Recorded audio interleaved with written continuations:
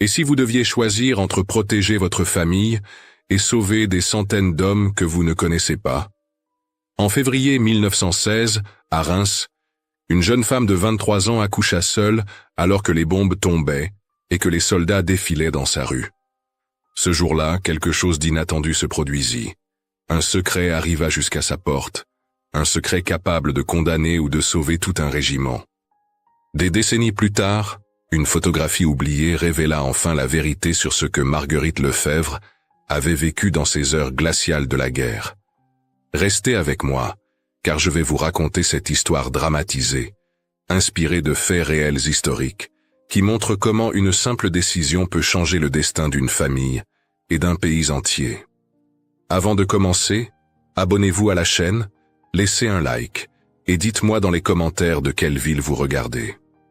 C'est important, car chaque soutien permet que ces récits historiques dramatisés continuent à être partagés et ne tombent pas dans l'oubli. Cette photographie a changé ma vie. Je l'ai découverte dans les archives militaires de Reims en 1987, 70 ans après qu'elle fut prise. Au premier regard, elle semblait banale. Une jeune femme tenant un nouveau-né, des soldats marchant dans la rue.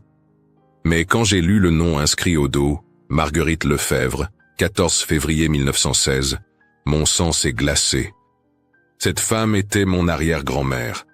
Et si vous restez jusqu'à la fin de cette histoire, vous découvrirez pourquoi elle sourit sur cette photo, alors qu'elle savait que dans 3 minutes exactement, elle verrait son mari pour la dernière fois. Cette photo fut trouvée dans la poche d'un vieux photographe militaire, Henri Dubois, quand il mourut en 1956. Les archives du 42e régiment d'infanterie confirment qu'il documentait les bombardements de Reims ce jour-là. Mais regardez attentivement le sourire de Marguerite. C'est le sourire de quelqu'un qui cache un secret terrible. Un secret qui allait coûter la vie à 247 hommes du bataillon de son mari. Marguerite Lefebvre avait 23 ans. Le registre de naissance de la mairie de Reims indique que son fils Jean était né 4 heures avant cette photo. 4 heures. Elle avait accouché seule avec sa sœur Suzanne de 16 ans, sans médecin, sans sage-femme, pendant que les bombes tombèrent sur la cathédrale. Le carnet de rationnement de la famille montre qu'elle n'avait pas mangé depuis 3 jours. Mais ce n'était pas le pire. Le pire, c'est qu'elle savait quelque chose que personne d'autre ne savait. Car ce matin du 14 février 1916, tandis qu'elle poussait son dernier cri pour mettre Jean au monde, un messager était arrivé à la porte. Un messager qui lui avait murmuré une information qui changerait le destin de centaines de familles. Les soldats qui marchaient devant sa fenêtre allaient directement vers un piège mortel à Verdun. Et Marguerite était la seule à le savoir. Elle avait exactement jusqu'au coucher du soleil pour faire un choix impossible. Avertir son mari André et trahir la France, ou garder le silence et le condamner à mort. Les registres paroissiaux de l'église Saint-Remy montrent qu'elle avait prié toute la nuit précédente. Mais Dieu restait silencieux, comme toujours depuis que la guerre avait commencé. Ce que Marguerite ne savait pas, c'est que quelqu'un l'observait depuis une semaine. Le photographe Henri Dubois n'était pas là par hasard.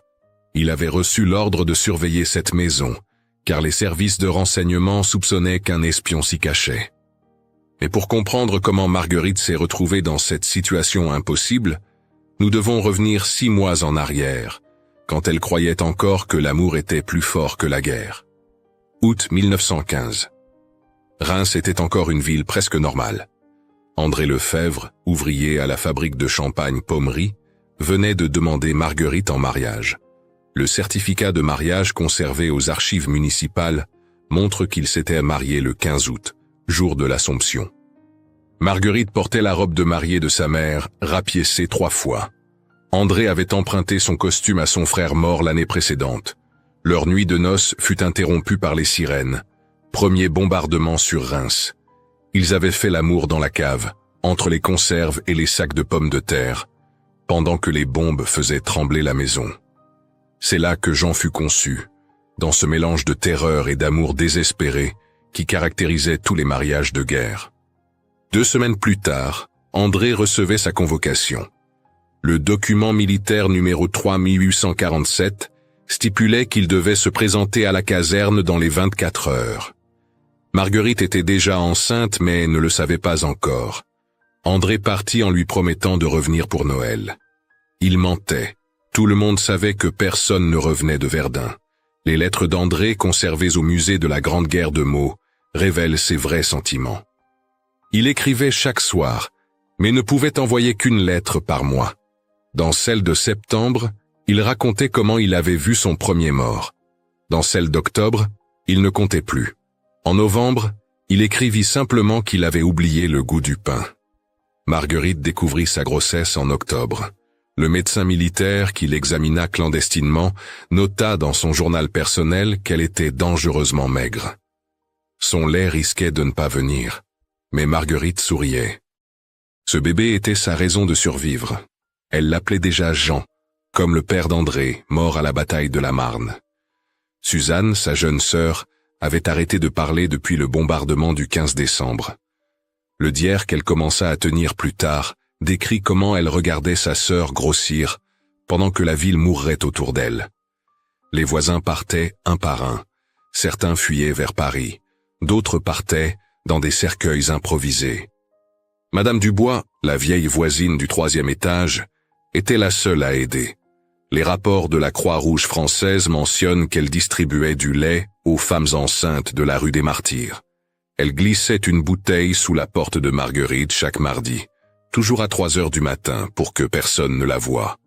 Le 13 février 1916, veille de l'accouchement, Marguerite reçut une visite étrange, un homme en civil, avec un accent qu'elle ne reconnut pas. Il lui dit qu'il était un ami d'André. Il avait un message urgent. André avait découvert quelque chose au front, quelque chose qui pourrait sauver ou détruire des centaines de vies. Il fallait qu'elle sache, il fallait qu'elle choisisse. L'homme lui révéla que le prochain assaut sur Verdun était un piège. Les Allemands savaient, ils attendaient. Le bataillon d'André serait massacré. Mais si quelqu'un prévenait les soldats, ce serait de la trahison. La France perdrait peut-être la guerre. Des milliers d'autres mourraient. Marguerite avait jusqu'au lendemain soir pour décider, sauver son mari ou sauver la France. Cette nuit-là, les contractions commencèrent. Suzanne courut chercher la sage-femme, mais elle était partie soigner les blessés de la dernière offensive. Marguerite accoucha en mordant un torchon pour ne pas crier. Elle ne voulait pas alerter les voisins. Elle ne voulait pas qu'on sache qu'elle était seule, vulnérable. Les archives médicales retrouvées plus tard indiquent que l'accouchement dura 14 heures. Jean naquit à l'aube du 14 février. Il pesait à peine 2 kilos. Ses cris étaient faibles, presque inaudibles sous le bruit des canons. Marguerite le prit contre elle, sentit son cœur battre contre le sien. C'est à ce moment qu'elle entendit les bottes. Les soldats. Le régiment d'André passait dans la rue. Dans 3 minutes, elle le verrait pour la dernière fois. Reims, 1916. Une ville où les mères cachèrent leurs enfants dans les caves, chaque fois qu'elles entendaient le sifflement des obus. Les documents du service de santé des armées décrivent une ville fantôme où seuls restaient ceux qui n'avaient nulle part où aller. Marguerite était de ceux-là. Son père était mort à Charleroi, sa mère de la grippe espagnole. Il ne lui restait que Suzanne, et maintenant Jean. La rue des Martyrs portait bien son nom. Sur les 43 familles qui y vivaient en 1914, il n'en restait que 7. Les autres maisons étaient soit détruites, soit abandonnées. Les rats avaient remplacé les enfants dans les cours. Le rapport municipal de février 1916 note que l'eau potable était devenue rare. Les habitants buvaient l'eau de pluie collectée dans des bassines rouillées. Marguerite avait découvert le secret de sa famille 3 mois plus tôt, en cherchant des papiers pour toucher l'allocation militaire. Sous une latte du plancher, elle avait trouvé des lettres. Des lettres qui révélaient que son père n'était pas mort au combat comme on le lui avait dit. Il avait été fusillé pour désertion. Sa mère le savait. Elle avait menti à ses filles pendant 2 ans. Cette découverte avait brisé quelque chose en Marguerite. Elle comprenait maintenant pourquoi les autres femmes la regardaient avec pitié. Pourquoi le boucher lui donnait toujours les plus mauvais morceaux. Pourquoi le curé évitait son regard à la messe.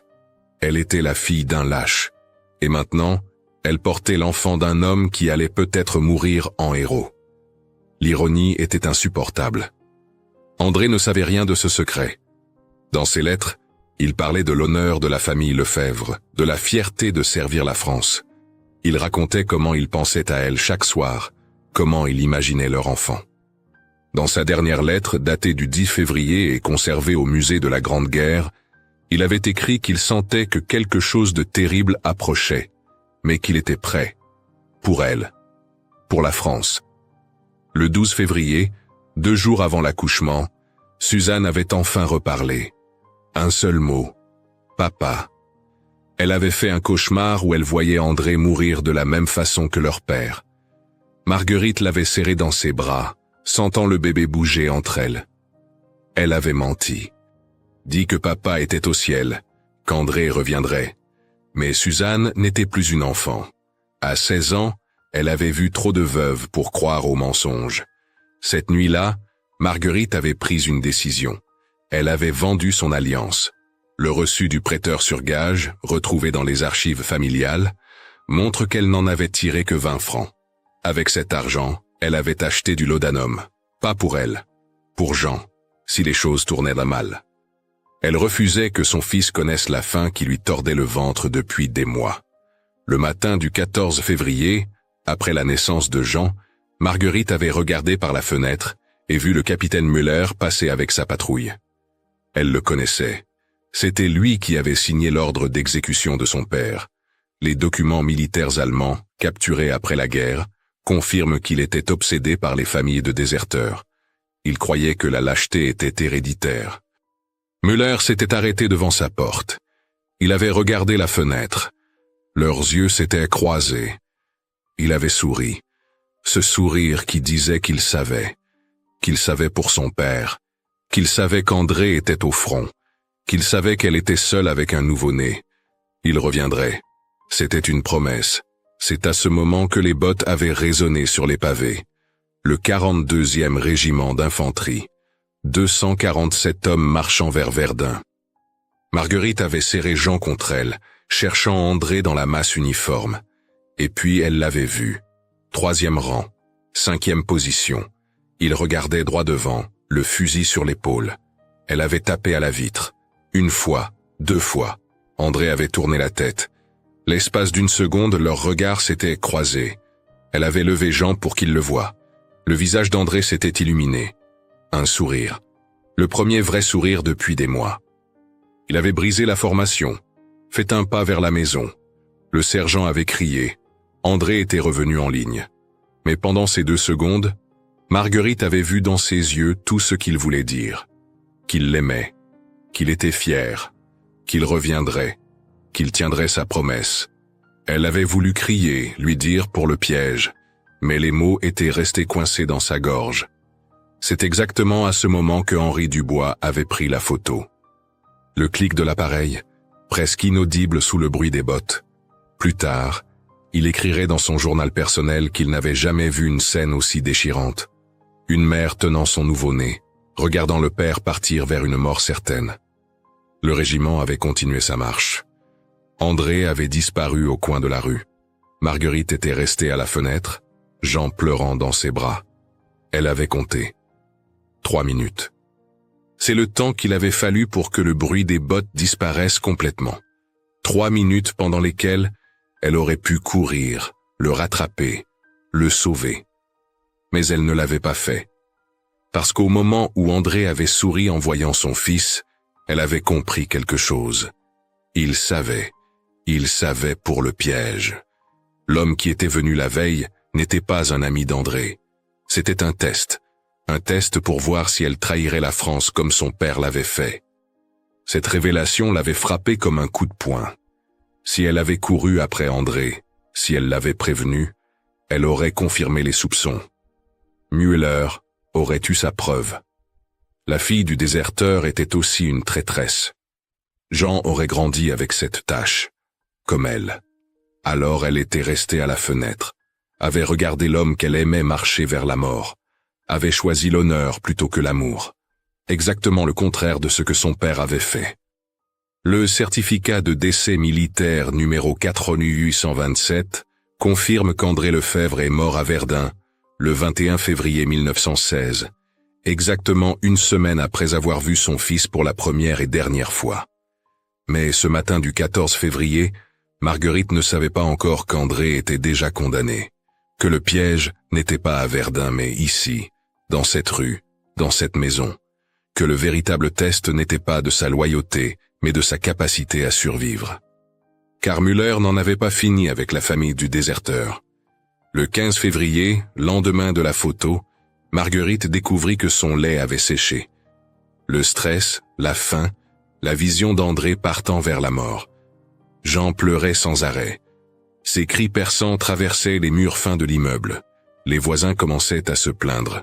Le rapport de la Croix-Rouge française note qu'à cette période, un nouveau-né sur 3 mourait de malnutrition à Reims. Marguerite avait 2 options. Mendier du lait au marché noir et révéler sa vulnérabilité, ou laisser Jean mourir de faim en silence. Elle choisit une 3e voie. Elle prit le dernier objet de valeur qui lui restait, la montre de son père, celle qu'il portait le jour de son exécution. L'ironie était amère. L'objet qui symbolisait sa honte allait sauver son fils. Le prêteur sur gage était un homme cruel. Il savait reconnaître le désespoir. Il offrit 3 francs pour une montre qui en valait 50. Marguerite accepta. Avec cet argent, elle acheta une boîte de lait en poudre. De quoi tenir 4 jours. Après, elle ne savait pas. Mais 4 jours, c'était déjà un miracle. Le 17 février, Müller revint.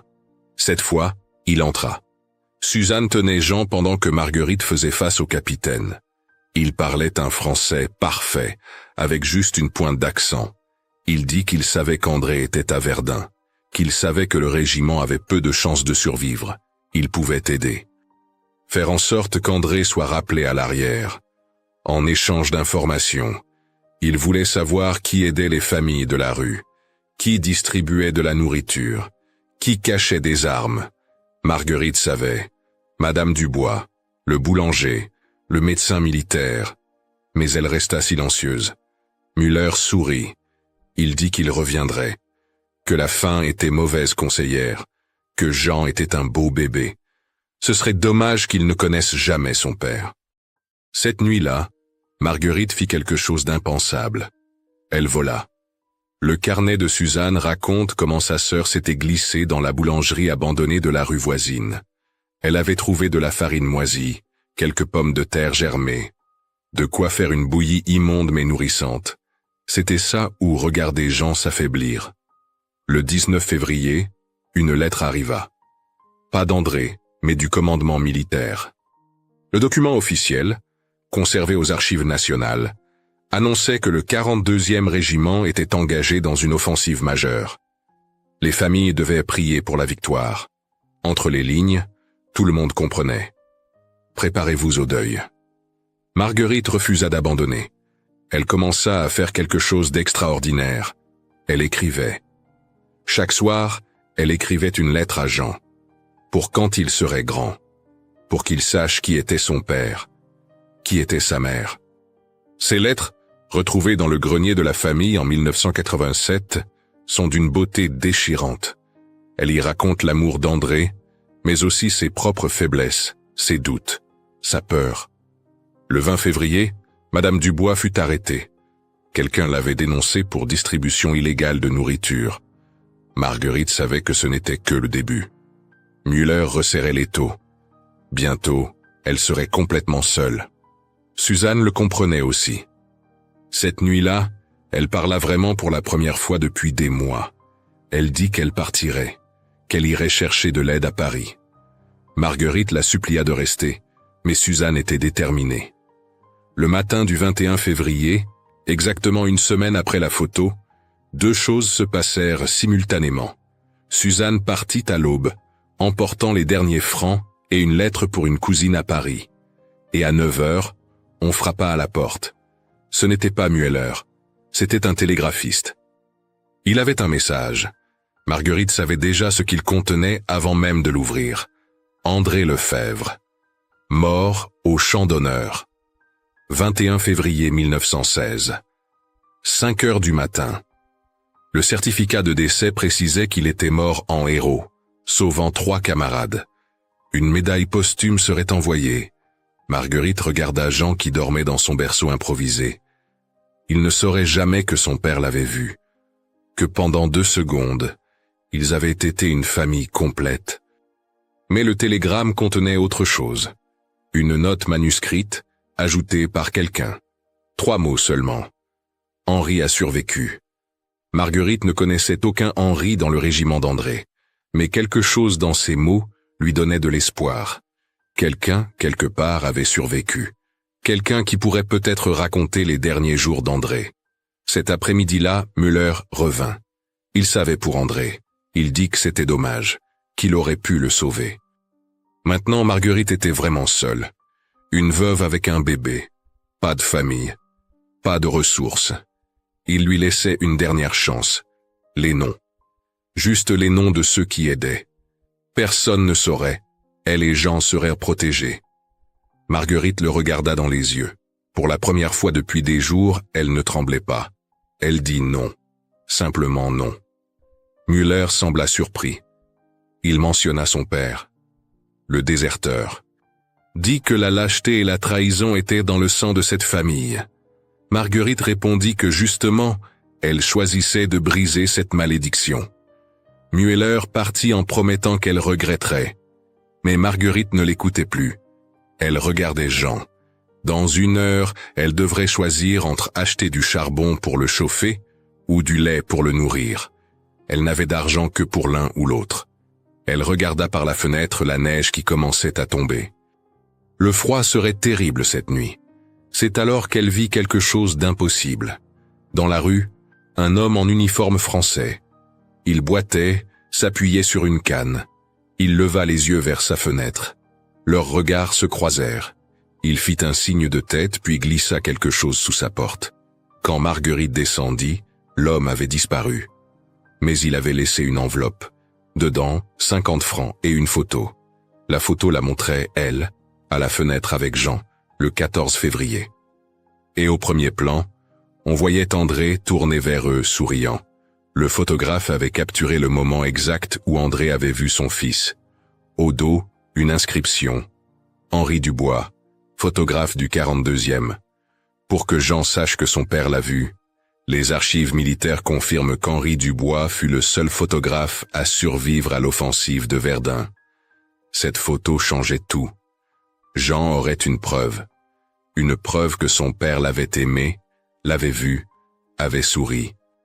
Marguerite serra l'enveloppe contre son cœur. 50 francs. De quoi survivre 2 semaines. 2 semaines pour trouver une solution. Pour que Jean vive. Pour qu'André ne soit pas mort pour rien. Le 25 février 1916, 4 jours après la mort d'André, Marguerite prit Jean dans ses bras pour ce qu'elle pensait être la dernière fois. Le lait était épuisé. Le charbon aussi. La température dans l'appartement était descendue sous 0. Les doigts de Jean étaient de bleu.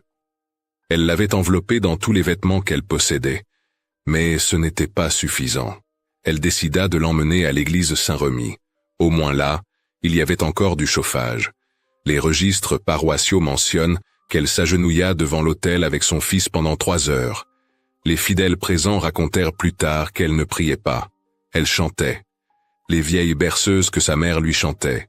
Jean avait arrêté de pleurer. Il la regardait, ses petits yeux fixés sur le visage de sa mère. C'est là qu'Henri Dubois la trouva. Le photographe militaire était revenu. Il boitait toujours, une blessure de Verdun qui ne guérirait jamais complètement. Il s'assit à côté d'elle sur le banc. Sans un mot, il posa une sacoche en cuir à ses pieds. Dedans, des conserves, du lait en poudre, des médicaments et une lettre. La dernière lettre d'André, écrite la nuit avant l'assaut. Marguerite ouvrit la lettre avec des mains tremblantes.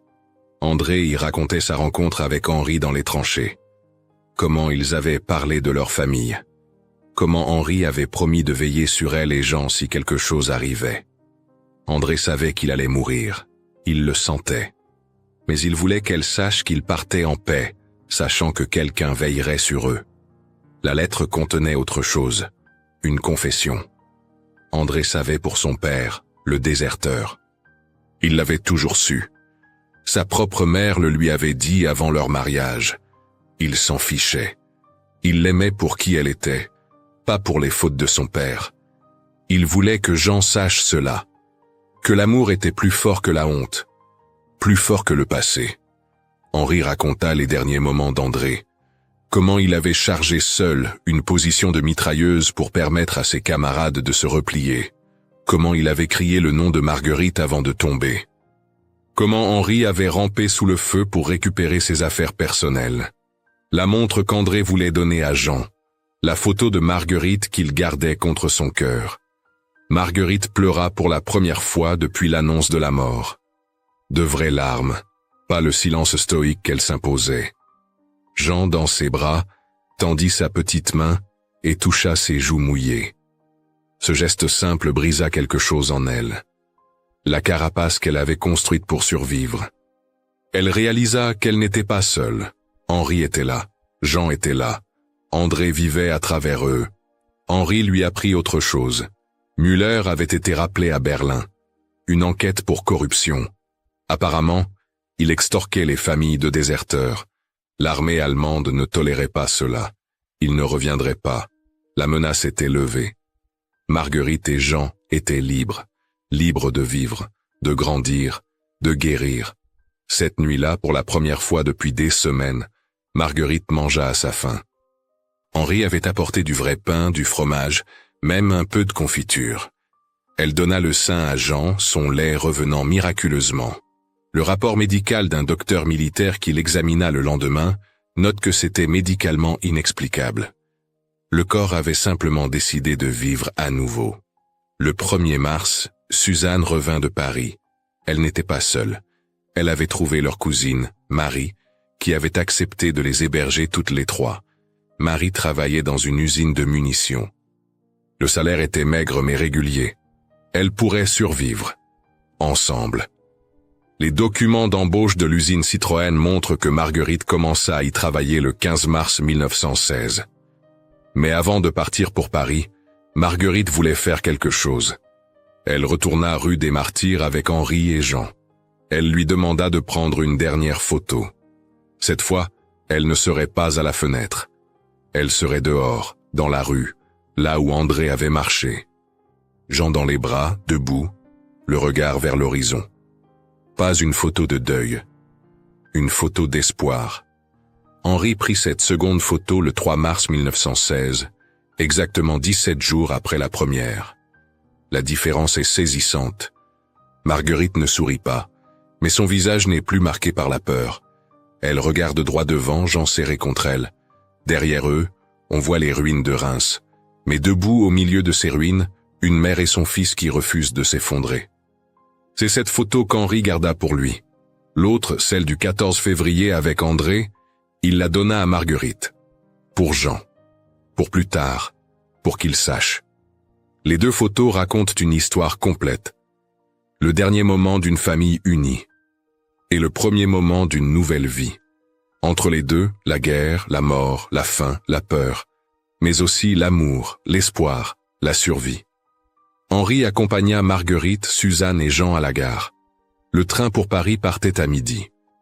Sur le quai, il fit une promesse. Il viendrait les voir.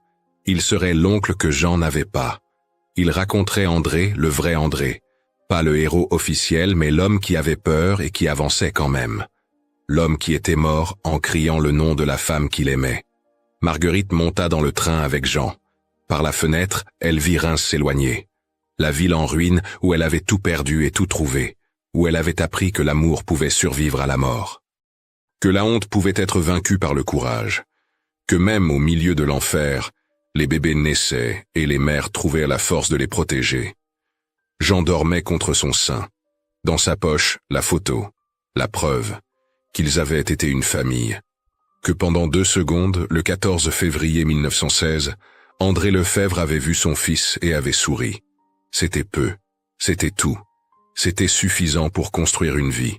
Paris, 1946, 30 ans après la photo.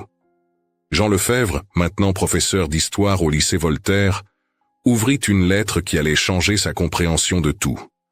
Henri Dubois, mourant dans un hôpital militaire, l'avait fait appeler. Il avait quelque chose à lui dire. Quelque chose que Marguerite ne savait pas. Les registres de l'hôpital Val-de-Grâce confirment cette dernière rencontre, le 15 mai 1946. Henri était méconnaissable. Le cancer l'avait rongé. Mais ses yeux étaient toujours vifs. Il tendit à Jean une boîte en métal. Dedans, des dizaines de photos. Et un journal. Son journal de guerre. Celui où il avait tout consigné. La vérité sur André. La vérité sur cette journée du 14 février 1916. La vérité que Marguerite n'avait jamais su. André n'était pas qu'un simple soldat. Les documents militaires déclassifiés en 1946 le confirment. Il était agent de liaison pour les services de renseignement. Sa mission à Verdun n'était pas de combattre mais d'identifier un espion dans les rangs français. Un espion qui causait la mort de centaines d'hommes en révélant les positions françaises. L'homme qui était venu voir Marguerite le 13 février n'était pas un test, c'était le vrai espion. André l'avait identifié mais ne pouvait pas l'arrêter sans preuve. Il avait confié à Henri que si quelque chose lui arrivait, il fallait protéger Marguerite. L'espion pourrait vouloir l'éliminer pour effacer ses traces. Henri révéla autre chose. André n'était pas mort le 21 février comme l'indiquait le télégramme officiel. Il était mort le 14 février. 3 heures après avoir vu son fils. Une balle dans le dos, pas une balle allemande, une balle française. L'espion l'avait exécuté. Henri avait menti à Marguerite pour la protéger, pour qu'elle ne cherche pas à venger André, pour qu'elle survive. Jean regarda les photos qu'Henri avait prises, des dizaines de clichés de Marguerite qu'il ne connaissait pas, sa mère vendant son alliance, sa mère volant dans la boulangerie, sa mère s'évanouissant de faim. Henri avait tout documenté, pas par voyeurisme, par amour, pour qu'un jour, Jean comprenne le prix que sa mère avait payé pour qu'il vive. Une photo en particulier le bouleversa. Marguerite, la nuit du 20 février, tenant une fiole de laudanum au-dessus du berceau de Jean. Henri avait écrit au dos qu'elle était restée ainsi pendant 1 heure, pesant le pour et le contre, la mort douce contre la faim atroce. Elle avait choisi la faim. Elle avait choisi de croire que quelque chose, quelqu'un viendrait. Et Henri était venu. Henri mourut le lendemain. Ses derniers mots, consignés par l'infirmière, furent pour André. Il avait tenu sa promesse. Il avait veillé sur eux. Jean pouvait être fier. De son père, héros dans l'ombre. De sa mère, héros dans la lumière. Les documents de succession montrent qu'Henri légua toute sa collection de photos au musée de la Grande Guerre, sauf 2. Les 2 photos de Marguerite et Jean, qu'il légua à Jean. Jean retourna à Reims en 1950. La ville avait été reconstruite mais la rue des Martyrs existait toujours. La maison aussi, transformée en logements sociaux. Il monta au 2e étage, frappa à la porte. Une jeune famille l'accueillit. Une mère, un père, un bébé. Il leur raconta l'histoire, la vraie histoire. Ils l'écoutèrent en silence, le bébé dormant dans les bras de sa mère. Avant de partir, Jean leur donna quelque chose. Une plaque commémorative qu'il avait fait faire. Elle disait simplement que dans cette maison, le 14 février 1916, une mère avait choisi la vie. La municipalité de Reims accepta de la poser sur la façade. Elle y est toujours. Les touristes passent devant sans la voir. Mais parfois, une mère avec son enfant s'arrête, lit, comprend. Marguerite mourut en 1962, à 69 ans. Jusqu'au bout, elle ne sut jamais la vérité sur André. Jean avait choisi de ne pas lui dire. Elle avait assez souffert. Elle mourut en croyant qu'André était mort en héros à Verdun. Ce qui, d'une certaine façon, était vrai. Il était mort en héros. Juste pas où elle le croyait. Les lettres que Marguerite avait écrites à Jean furent publiées en 1987, après la mort de Jean. Elles devinrent un témoignage majeur sur la condition des femmes pendant la Grande Guerre. L'université de la Sorbonne créa une chaire Marguerite Lefebvre dédiée à l'histoire des femmes en temps de guerre. La première photo, celle du 14 février, devint l'image symbole de cette chaire. Mais le véritable héritage de Marguerite n'est pas dans les musées ou les universités. Il est dans les centaines d'élèves que Jean a formés. À chacun, il racontait l'histoire de sa mère, comment elle avait transformé le désespoir en espoir, comment elle avait brisé la malédiction familiale, comment elle avait prouvé que même dans les moments les plus sombres, l'amour trouve un chemin. La petite fille de Jean, Marie Lefebvre, est aujourd'hui photographe de guerre. Elle porte toujours sur elle les deux photos, celle du 14 février et celle du 3 mars. Quand elle voit des mères dans les zones de conflit, tenant leurs enfants, refusant de céder, elle pense à Marguerite. Elle prend leurs photos, pour témoigner, pour que personne n'oublie, car voici la leçon de Marguerite Lefebvre, inscrite dans chaque grain de ses vieilles photographies. Nous ne choisissons pas les guerres dans lesquelles nous naissons. Nous ne choisissons pas les tragédies qui nous frappent, mais nous choisissons comment y répondre, avec désespoir ou espoir, avec haine ou amour, avec abandon ou résistance. Marguerite a choisi l'espoir, dans une chambre froide, avec un bébé affamé, un mari mort, un père déshonoré. Elle a choisi de croire que demain serait différent. Et parce qu'elle y a cru, parce qu'elle a tenu, demain fut différent. Jean a vécu. Il a enseigné. Il a transmis. L'histoire continue. Cette photo du 14 février 1916 n'est donc pas seulement l'image d'une tragédie. C'est l'image d'un miracle quotidien. Le miracle des mères qui tiennent quand tout s'effondre. Des pères qui sourient en voyant leurs enfants même en marchant vers la mort. Des nouveau-nés qui insistent pour vivre dans un monde qui insiste pour mourir. Si vous avez un jour la chance de voir cette photo dans les archives du musée de la Grande Guerre, regardez bien. Pas les soldats, pas les ruines. Regardez Marguerite. Regardez ses mains qui tiennent Jean. Ferme malgré la faim. Douce malgré la peur. C'est cela, le vrai courage. Tenir. Simplement tenir. Jusqu'à ce que la lumière revienne. Car elle revient toujours. Il suffit de tenir assez longtemps pour la voir. Avant de conclure, rappelons-nous que cette histoire fictionnelle inspirée de faits réels historiques nous enseigne que même dans les ténèbres de la guerre, le courage d'une mère peut transformer le désespoir en espoir. La mémoire n'est pas seulement faite de grandes batailles, mais aussi de ces instants silencieux où une vie fragile est défendue à tout prix. Et vous, qu'auriez-vous fait à la place de Marguerite, face à un choix impossible entre l'amour et le devoir? Avez-vous déjà découvert un secret de famille qui a changé votre vision du passé? Pensez-vous que la loyauté envers une nation peut être plus forte que la loyauté envers ceux qu'on aime? Écrivez le mot « résilience » dans les commentaires pour montrer que vous êtes resté jusqu'à la fin. Dites-nous aussi de quelle ville vous nous regardez. Et si vous le souhaitez, partagez une histoire ancienne de vos grands-parents ou de vos ancêtres qui pourrait peut-être inspirer nos prochaines vidéos.